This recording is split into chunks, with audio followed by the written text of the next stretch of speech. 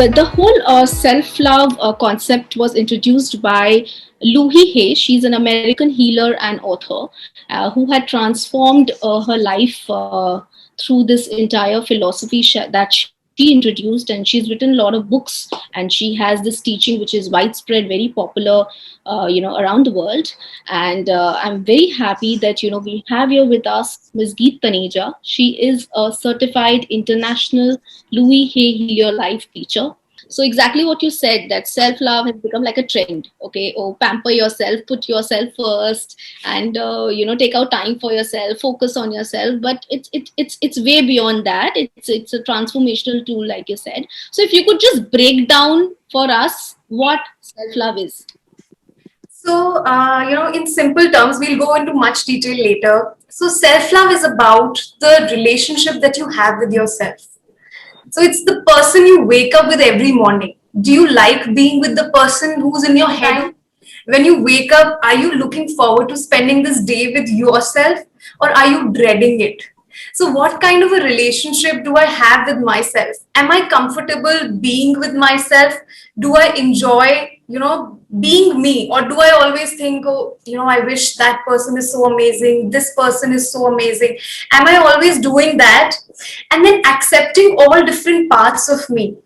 All of this is the basics of self-love. That is what consists of this concept of self-love.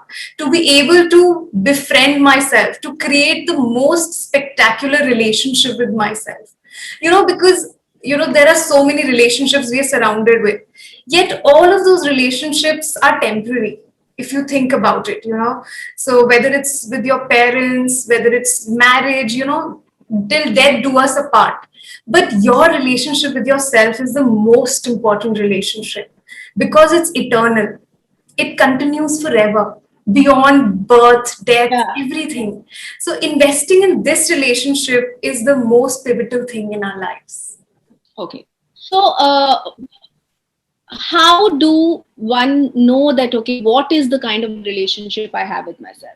So how do I know, how will anyone know that, okay, how much I love myself, or do I actually? Because maybe we think that yes, we do love and accept ourselves, but maybe we are not aware, with the way our behavior or perception is about ourselves. How can one gauge that? So, so one of the easiest ways to assess our level of self-love is to look at our relationships. So, what kind of relationships do you have? Are your relationships very deeply fulfilling? Are you happy in your relationships? Do people give the love, respect that you are looking for? That is what is one easy way to judge the self-love level, because every relationship that you see around you is actually a mirror. It's just reflecting what your relationship is with yourself. So if your relationship with yourself is where you love some parts of yourself but some parts are just not acceptable, you judge your looks, you feel you're so unsuccessful, you're not intelligent at all, you're not as smart as that person, you're not rich, so all of those things when you have about yourself, it reflects in the relationships around you. So people treat you the way you treat yourself. That is the most important thing to understand. Okay. So I really like what you said, that everyone is like a mirror. Yeah, Everyone is reflecting exactly. So how someone is behaving with me is somewhere down my own perception about myself. absolutely. And also some easier ways to, notice in your life where do you stand in levels of self-love is, do you like spending time with yourself alone?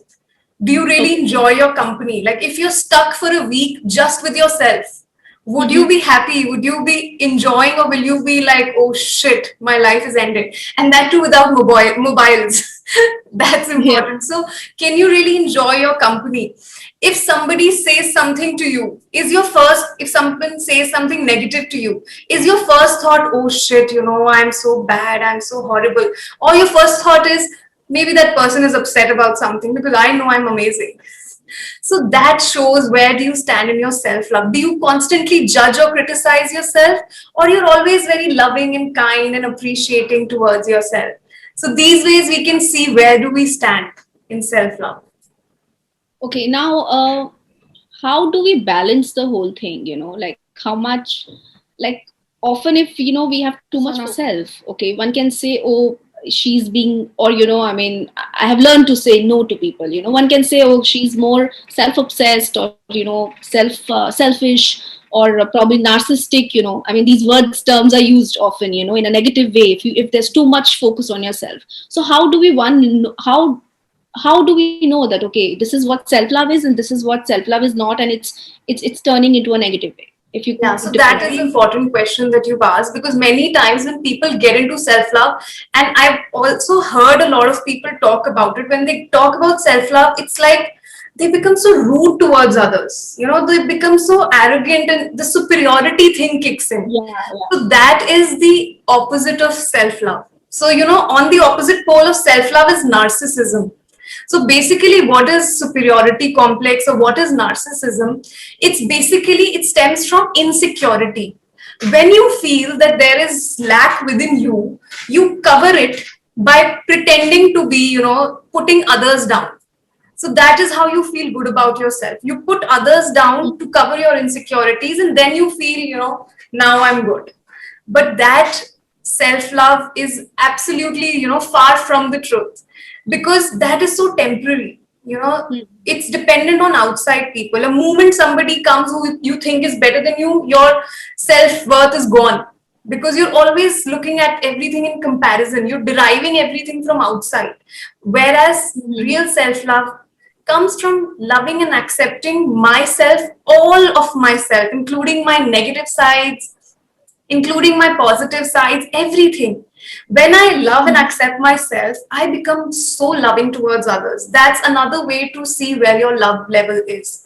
Because if a person has relationships, where people don't get along with that person, or there's some kind of, arguments or issues, so that shows that there's something left to, fulfill with this love. There's still something that needs to be worked on, because a person who's supremely in love with themselves, they are just showering love everywhere, because you are so full. Imagine a glass which is full of water. Imagine your body like that glass. You're full of love, and when there's more, you overflow. That water overflows to everyone around you. So it's natural how you become with others.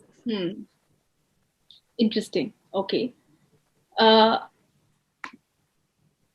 so now how do we develop it?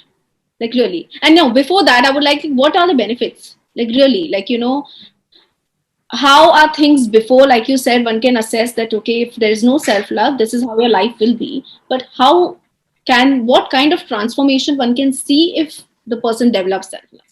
So first of all, the best part about developing self-love is that everything in life comes as a bonus. All the awesome things that you can think of, whether it's having an amazing romantic partner, which I think there are a lot of youngsters on this call, and it's very important, to have a girlfriend and a boyfriend, or a husband, wife. So the level of self-love that you have will directly translate into what kind of partners you attract in your life. So that is the first benefit. Then the second is money. All of us want to have money, and all of us want to be successful in life. Money directly gets impacted by your deservability and self-worth. The way your self-worth, self-love, deservability increases, your money quotient in life starts changing, because money flows where there's deservability. If you don't think you are worth or deserving, money will not flow to you. Same people will pay you less than what they're paying others, because you don't deserve it. You don't feel you deserve it, and everyone else will mirror that. So money is the second. Health is like the most amazing. Louise Hay has done such amazing work on health.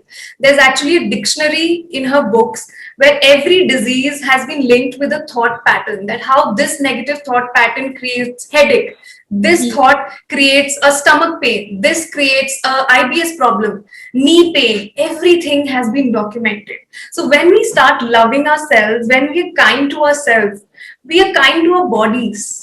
There is love flowing inside us, and we are healthy, we are fit, we take care of our bodies, we use good nutrition for our bodies. So that is all a side effect of self-love again. Then there's self-discipline in our life, because we require that. So self-love also means discipline. Many people think self-love means मेरा जो मन होगा मैं करूँगा.